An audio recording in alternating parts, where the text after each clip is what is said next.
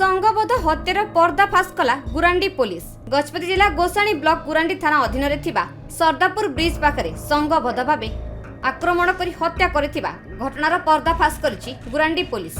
ଏହି ଘଟଣାକୁ ନେଇ ସାମ୍ବାଦିକ ସମ୍ମିଳନୀ କରି ଏସଡିପିଓ ମାଧବ ନନ୍ଦ ନାୟକ ଗଣମାଧ୍ୟମରେ ସୂଚନା ଦେଇଛନ୍ତି ଯେ ଦୁଇ ଅଭିଯୁକ୍ତଙ୍କୁ ଗିରଫ କରିବା ସହ ସେମାନଙ୍କଠାରୁ ଆକ୍ରମଣ ସମୟରେ ବ୍ୟବହୃତ ସାମଗ୍ରୀ ଓ ଦୁଇଟି ବାଇକ୍ ଜବତ କରାଯାଇଛି।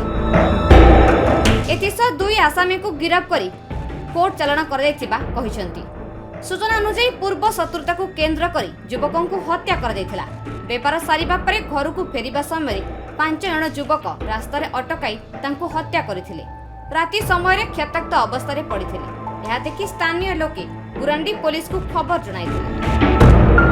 खबर पाई पुलिस घटनास्थल रे पहुंची गुरुतर अवस्था पारला खेमुंडी डाक्तरखाना रे भर्ती करिबा परे अधिक चिकित्सा पाई आंध्र प्रदेश श्रीकाकुलम नेबा समय रास्ता रे मृत्यु घटिथिला।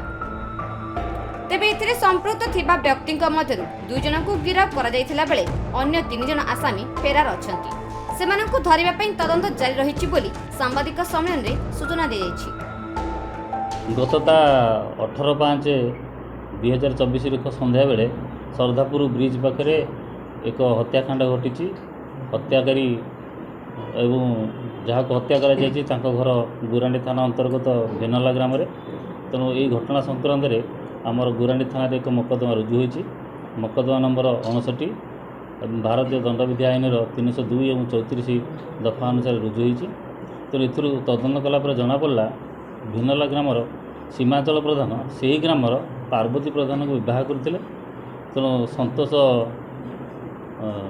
सीमांचल प्रधान तांको ग्रामर आउ जने जहाँ हत्या कराई प्रशांत जेना सहित से हैदराबाद जाकि काम करुले। काम करिया भितर तांको सहित संपर्क बढ़ीला। तो इत अवसर में प्रशांत जेना से गाँव में आसिक 4 वर्ष रोते किंतु सीमांचल प्रधान से जाकि हैदराबाद रे काम करुले। तेणु तांकर पूर्वर संपर्क को लेकिन प्रशांत जेना सीमांचल घर को जीवा आसा करती एवं किछि दिन तले यही अनुपस्थित सुजोग नहीं गाँव में किछि लोक मैंने गुंजरण सृष्टि कले जे तांको सहित खराब संपर्क अच्छी बोली आगुरी से खोजुले जना पड़ी से ठिकाना जना पड़ी बहुत जगह खोजी पाइन जल्दी तुम धरू। गजपति हेमंत प्रधान रिपोर्ट खबर ओडिशा।